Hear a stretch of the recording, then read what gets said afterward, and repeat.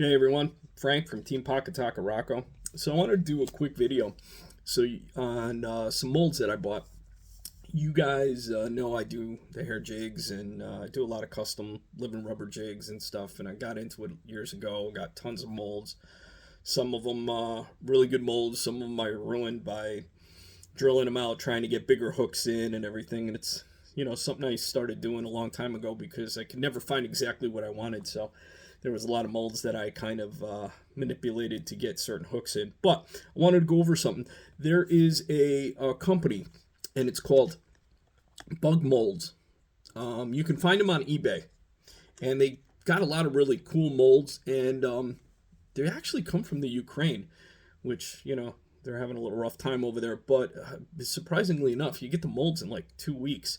So I wanted to go over a couple of the molds that I got and a couple of mods that I did, especially to one because I may have messed it up a little bit by, cutting it up to get what I want out of it. So I'll start with the easy one. First off, it's these molds come in, some of them come in like two pieces here like this with pins, and you can put the hooks in, slide the pins in. Now, they give you little wing nuts here so you can tighten them down when you pour them. But to be honest with you, if you could just hold the mold closed, you can just pour in it and you don't really have a problem. This first mold that I got, though, is, I don't know, I call it a guppy head.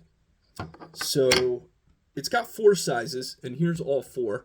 Looks like it is a 1/8 ounce. Let me get that 1/8 ounce up there. 1/8 ounce guppy head. Let me hold it so it's right side up. So it's an 1/8 ounce guppy head. Looks like there's approximately a 3/16, a quarter. Oops, there it is. And I want to say this is like 3/8. Okay. Mold's got great detail. Pours really well. This particular one was poured with a 2.0 VMC 90-degree bend hook.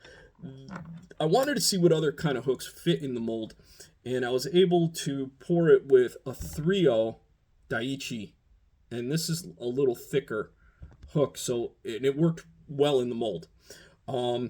Great head. You can do a lot of things with it. It looks like you can Damiki rig with it. Be a good scoping head. Good little swim bait head for like a Kitech and stuff.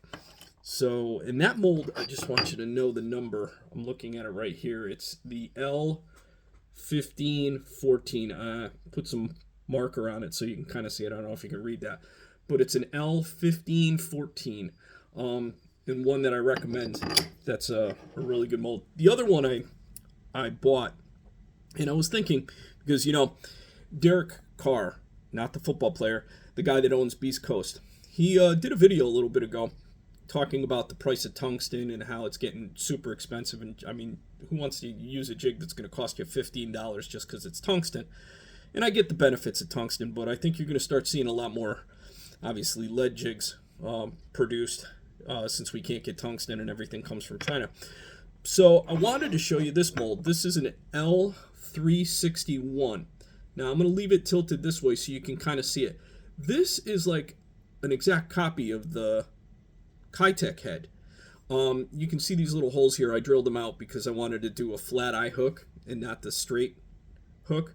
But this one didn't pour so well. So I'm going to tell you what I did. The collar right here just didn't seem to come out. I've tried different ways. I tried to lubing it with a little talcum powder to make sure the lead flows better. So there was a couple of things I had to do. Number one is I was using a 2.0 flat eye hook. I put that in there. The first mod is this usually comes with a little pin like this, okay? And you drop the pin in there, and that leaves the gap for the weed guard, okay? So what you had to, drop that. So what you have to do is, since the hook point touches that a little bit, I actually cut the head off of one of the pins, okay? So when you put the hook in, you can just slide this pin under the hook like that, and it pours just fine. But there's still the problem of no collar. So I'm going to show you what this looks like. So that's the head poured with no collar.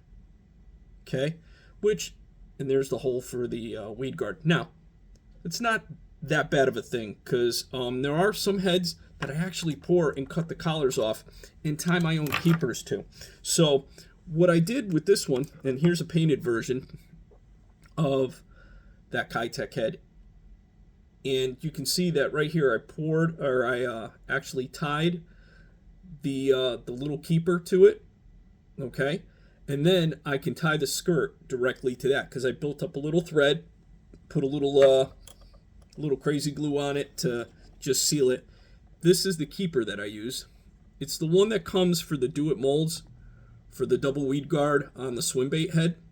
And basically all I do is, just cut the keeper off and bend it. And here is the finished product when you're all said and done. Nice little compact jig, little brown one, works well. You can tie it first and then simply take the weed guard. I like using the 5-minute epoxy. And you just drop the weed guard in there when it's kind of long. It touches the tip of the hook, which it doesn't necessarily bother me.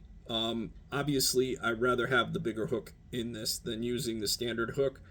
But yeah, so that's how it goes. And you can just snip that and clean that up and then retie your jig. So if you want to check out some really cool molds, I went through their online website, and they got a lot of stuff. They also have a lot of stuff for pouring plastics. So if you're into that, definitely check them out. Again, look on eBay. It's BUGMOLDS. I've got nothing to do with them, but I just wanted to let everybody know about them. Check them out, because these guys really get the stuff over to you fast, considering they're halfway around the world.